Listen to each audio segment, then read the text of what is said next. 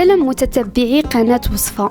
اليوم جيت باش نحضر معكم المادلين، والسر باش كيجيو ناجحين غير كملوا الفيديو حتى للآخر. إلا تبعتوا نفس المراحل غادي ينجحوا معكم. بالنسبة لطريقة التحضير، عندنا 2 تاع البيضات،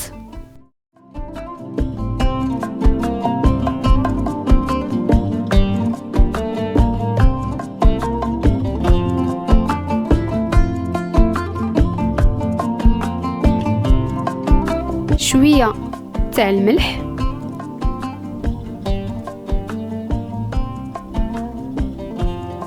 جوج أكياس فاني،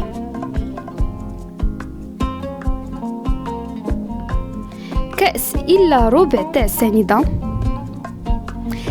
كنحاولوا أننا نخلطوا الخليط مزيان، وهذه المرحلة مهمة جدا في المادلين.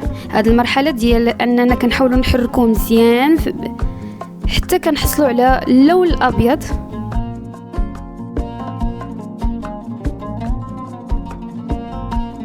حتى كيولي على هذا الشكل.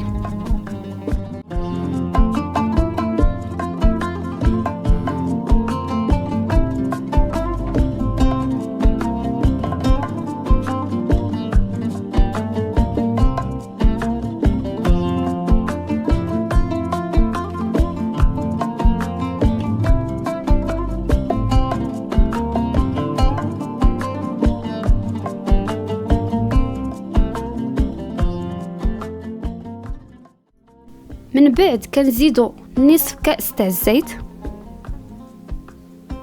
هنا كنحاولوا اننا كنزيدو كأس تاع ياغورت فاني،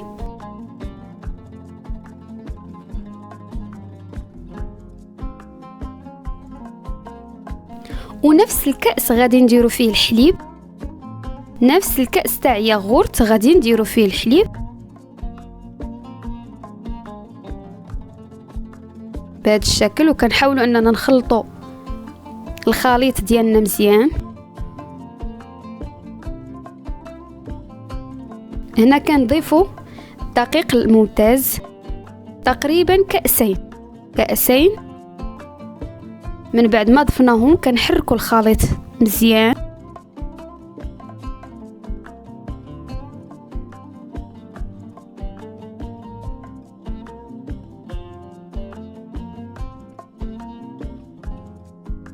هنا كنضيفوا 2 الأكياس ديال خمارات حمرين. كنحاولوا اننا نحركوا الخليط ديالنا مزيان حتى كيولي على هذا الشكل. حتى كنكتبوا رقم 8 بدون انقطاع. هذا كيدل على ان الخليط مزيان.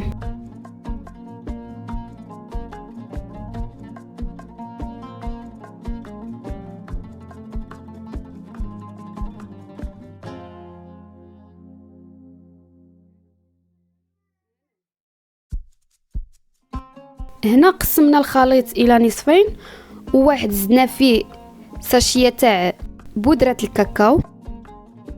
غادي نحاولوا اننا نحركو مزيان. من بعد كنوضعوا معلقه من الخليط الابيض ومعلقه من الخليط اللي فيه بودره الكاكاو، وكنحاولوا اننا نحركوه بواحد الملعقه.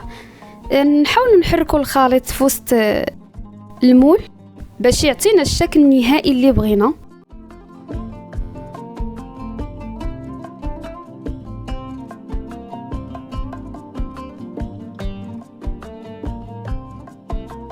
كما كتلاحظوا على هذا الشكل.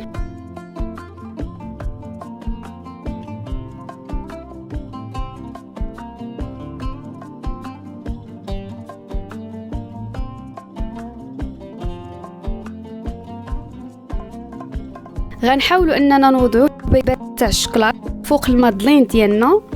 هو اختياري بالنسبه للي بغى يديرو، اللي ما بغاش ماشي مشكل، اختياري.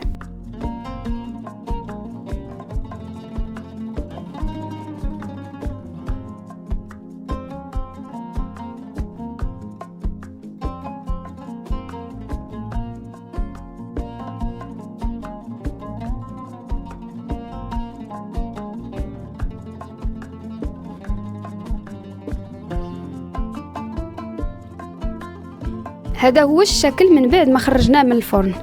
بالنسبة للفرن خصو يكون على درجة عالية جدا،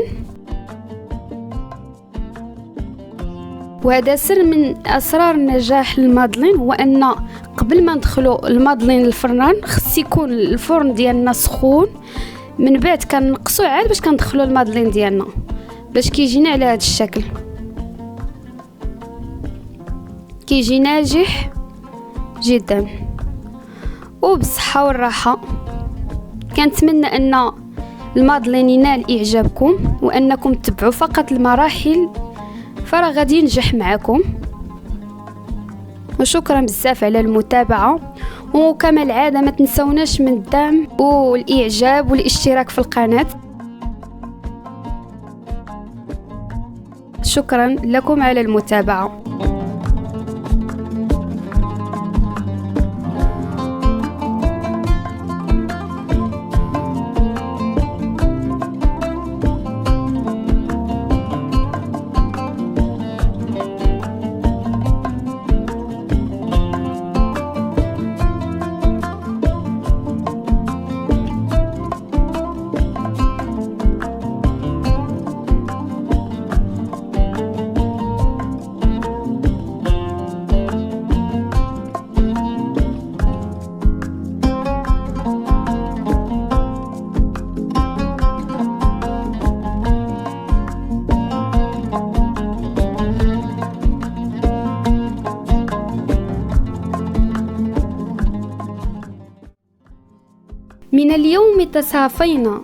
من اليوم تصافينا ونطوي ما جرى منا، ولا كان ولا صار ولا قلتم ولا قلنا، وإن كان ولا بد من العتبى فبالحسنى، فقد قيل لنا عنكم كما قيل لكم عنا، كفى من كان من هجر وقد ذقتم وقد ذقنا، فما أحسن أن نرجع للوصل كما كنا.